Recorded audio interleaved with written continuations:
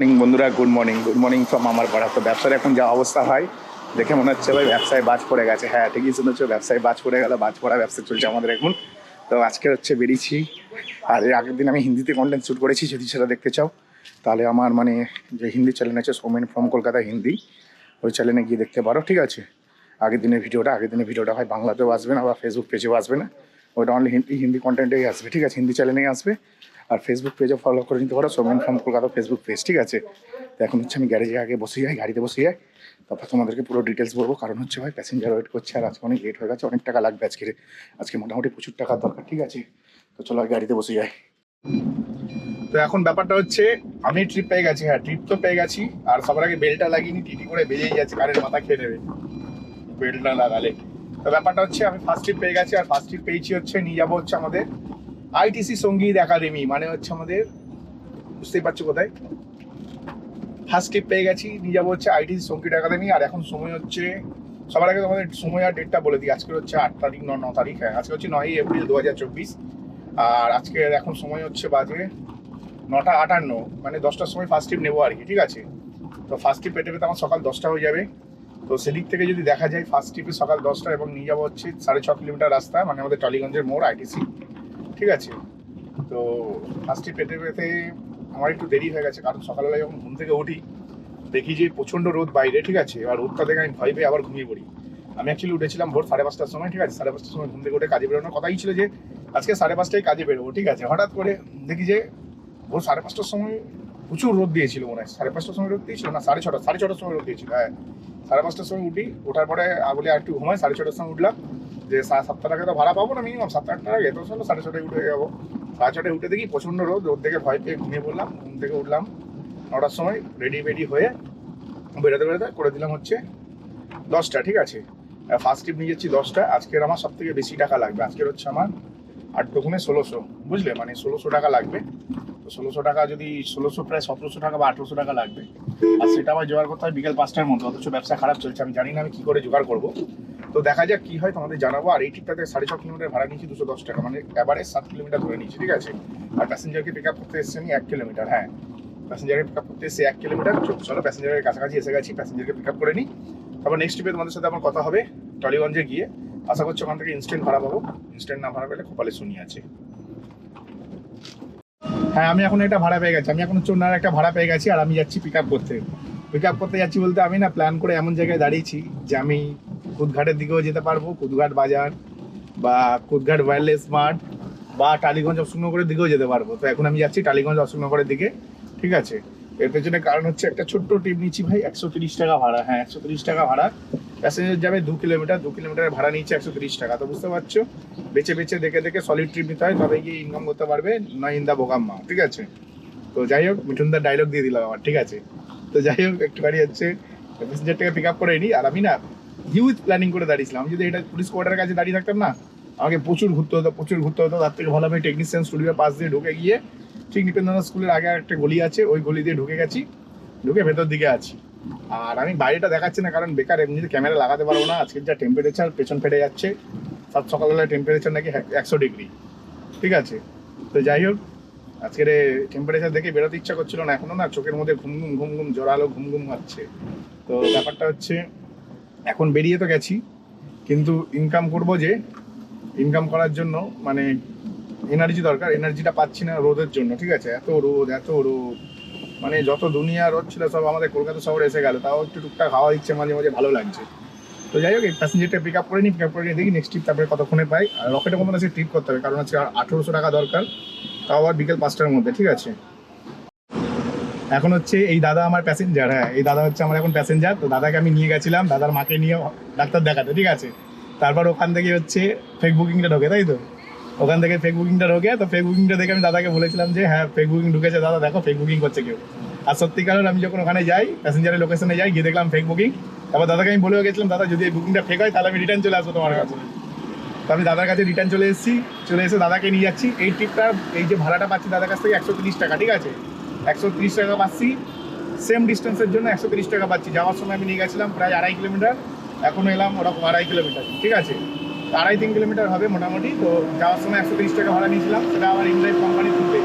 আর এখন হচ্ছে এটা অফলাইন, কারণ দাদাকে আমি ওখানে মানে তোমাদের কি বলবো, ওই ছেলেটা একটা ছেলে অফলাইন মানে বুকিং করেছিল, বুকিং করার পরে স্ক্যাম করলো আমার সাথে। তো স্ক্যাম করার জন্য একটু ঝগড়া ঝামেলা হয়ে গেল, পুরো মাথা গরম হয়ে গেল। তাই দাদার কাছে গিয়ে ছাওয়াতে গাড়ি লাগিয়ে চুপচাপ বসেছিলাম। তো দাদাকে বলেছিলাম যদি ও না যায় তাহলে আপনাকেই নিয়ে আসবো। তো দাদাকে আমি নিয়ে এখন যাচ্ছি দাদার বাড়িতে। আর মোটামুটি দাদার কাছে 130 টাকা নিয়েছি, 3 কিলোমিটার ধরে নাও অ্যাভারেজ, ঠিক আছে? 3 কিলোমিটারের জন্য যথেষ্ট ভালো ভাড়া পেয়েছি। আবার এখান থেকে দেখি নেক্সট ট্রিপ কতক্ষণে পাই। তবে ঢুকে যাচ্ছি আমি টালিগঞ্জের কাছে, মানে অশোকনগর স্কুলের কাছে, আরামসে ট্রিপ পেয়ে যাবো আমি এখান থেকে। তো চলো দাদার বাড়িতে ছেড়ে দিই। তোমার কেমন লাগলো বলো আমার গাড়িতে বসে? ভালো লাগলো কি না? খুব ভালো লাগলো। খুব ভালো লাগলো তো। আমি যে দাদাকে ছাড়লাম একটু, ঠিক আছে, সেই দাদার ভাড়া হয়েছিল অ্যাকচুয়ালি 130 টাকা। তো 130 টাকা দেখো, যখন আমি কোম্পানি থ্রুতে নিয়ে গেছি তখন 130 টাকা মানে কোম্পানি 13 টাকা কেটে নেবে, পাবো আমি 115, 16, 17, 117 টাকা পেতাম।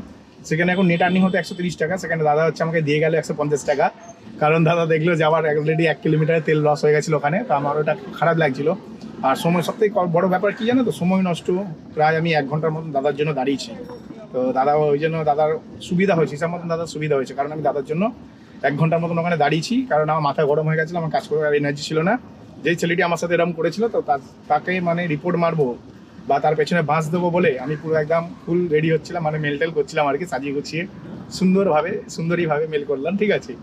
তো করে মাথাটা পুরো ভীষণ গরম হয়ে গেছিলো, ভীষণ আজে বাজে ডিসকাশন হচ্ছিলো ওই ছেলেটার সাথে। আমাকে কোর্টে পাঠাবে, আমার দিকে এই করে দেবে ওই করে দেবে। আমি বললাম ঠিক আছে আপনার যা করার করুন, আপনাকে আমি কোর্টে দেখে নেবো, ডাজেন্ট ম্যাটার।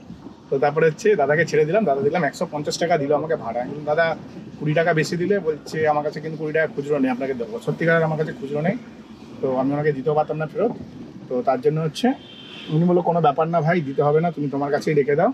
কিন্তু আমি এখন যে জায়গাতে চলে এসেছি এখান থেকে না, মানে ধরো ভাড়া তো পাবো, কিন্তু হচ্ছে প্রচণ্ড রোদ, আমাকে একটু ছাওয়া জায়গা থেকে দাঁড়াতে হবে।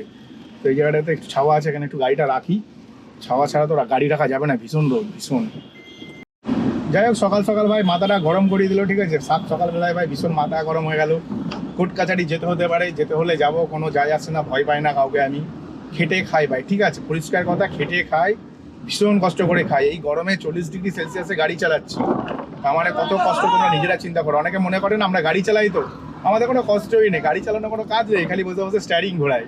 আমার একটা বন্ধু আছে, ঠিক আছে, চাকরি করে, ও বলে ভাই তুই কি করিস? আমরা তো ভাই মাথা ব্যথা হয়ে যায় অফিসের চাপে, তুই তো খালি গিয়ে রিল্যাক্সে স্টারিং ঘোরাস বসে বসে, এটা কোনো কাজ হলো আমাকে বলে, ঠিক আছে? তো ভাই এটা যারা খাটে তারা জানে কতটা পরিশ্রমিক কাজ, ঠিক আছে? প্যাসেঞ্জার ক্যান্সেল করে দিল, যা ধরেছি সালা তাই হচ্ছে আজকে, মানে কি বলবো না, মানে কিচ্ছু বলার নেই।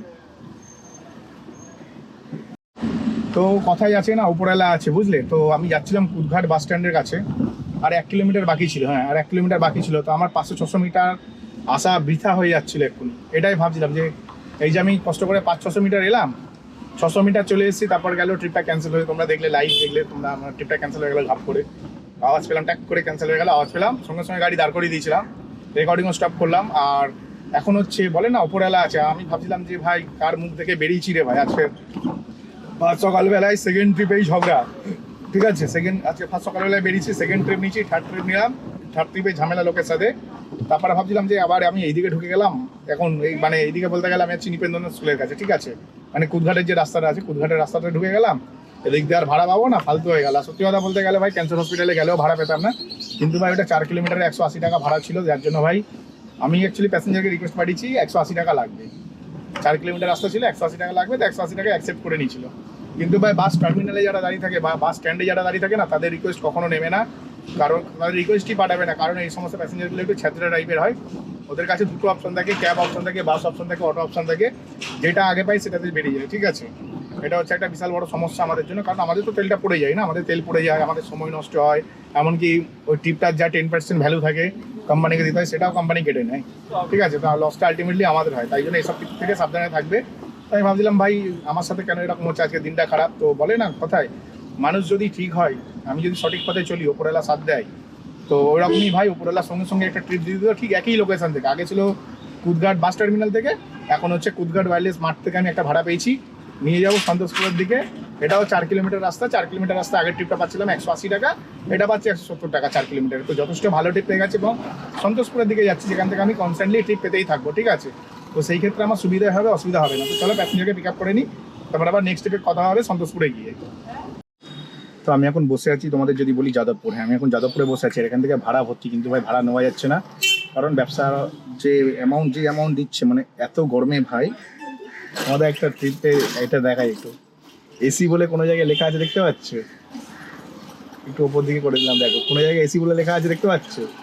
মানে ভাই এত গরমে ভাই একটাও নাকি এসি ট্রিপ নেই। ভাই আমি অবাক হয়ে যাচ্ছি ভেবে, যখন উবের চালাতাম না, লোকে শীতকালে উঠে বলতো দাদা এসিটা চালিয়ে দিন, কারণ ওতে এসি কম্পালসারি ছিল বলে, ঠিক আছে। আর এখন হচ্ছে এত গরমে ভাই কেউ এসি বুক করছে না, নন এসি গাড়ি চালাতে হবে, এরকম ব্যাপার। তো নন এসি গাড়ি ভাই আমি কোনো মতেই চালাবো না, পরিষ্কার কথা। তার জন্য আমি বসে আছি এখন যাদবপুরে। শুধু যাদবপুরে আমি কী করে এলাম সেটা তোমাদের বলছি। আমি ছিলাম সন্তোষপুরের ভেতরে।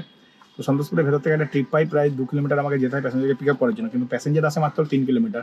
তো 2 কিলোমিটার আমি যাওয়ার খরচা পেয়ে গেছি, যার জন্য আমার কোনো গায়ে লাগেনি। আর প্যাসেঞ্জার এসে 3 কিলোমিটার, টোটাল 5 কিলোমিটার। 5 কিলোমিটার আমি ভাড়া নিই 150 টাকা, মানে এভারেজ 30 টাকা কিলোমিটার চলে আসে। তো 30 টাকা কিলোমিটারে আমি চলে এলাম যাদবপুর। কিন্তু ভাই এখান থেকে ভাই মানে ট্রিপ দেখে ভাই আমার মাথা খারাপ হয়ে যাচ্ছে যে ভাই একজনও ভাই এসি ট্রিপ বুক করেনি ভাই। এখন আর কোনো মানুষের গরম লাগছে না। শীতকালে ডিসেম্বর মাসে ঠান্ডা কনকনের সময় ভোর 5টার সময় লোকে বলে এসি চালাও। উবেরে আমি এরকম প্রচুর কাস্টমার পেয়েছি, ঠিক আছে। তো এখন কিন্তু এত গরমে নাকি কেউ এসি বুক করেনি, দেখে ভীষণ খারাপ লাগছে। তো যার জন্য আমি একটা গাছের তলায় দাঁড়িয়ে আছি, দেখা যায় কতক্ষণ এখান থেকে ট্রিপ পাই, যখন পাবো পাবো, না পাবো না পাবো, দেখা যাবে যা হবে। তো এখানে একটু অপেক্ষা করি, অপেক্ষা করার পর দেখি নেক্সট ট্রিপ কখন পাই।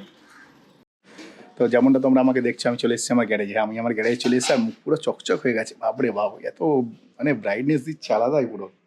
তো যাই হোক, এখন বাজে হচ্ছে 2:50, দেখো টাইম দেখে না, সময় হচ্ছে 2:50, ভালো করে দেখো, ঠিক আছে। 2:50 বাড়ি চলে এসেছি, তাহলে তোমরা নিজেরা ভাবো, সকাল 10টায় কাজে বেরিয়েছি, 11টা 12টা 1টা 2:50, মানে হচ্ছে 2 ঘন্টা 50 মিনিট কাজ করেছি। তার মধ্যে আসতে তো বাড়িতে 10 মিনিট টাইম লেগেছে, তো 2.5 ঘন্টা, 2 ঘন্টা 50 বলছি, 10টা থেকে 2টা মানে 4 ঘন্টা, 4.5 ঘন্টা কাজ করেছি। ধরো বাড়িতে আসতে তো 15-20 মিনিট লাগে, ঠিক আছে। 4.5 ঘন্টা কাজ করেছি, এর মধ্যে আমি 2টো ট্রিপ করেছি মাঝখানে।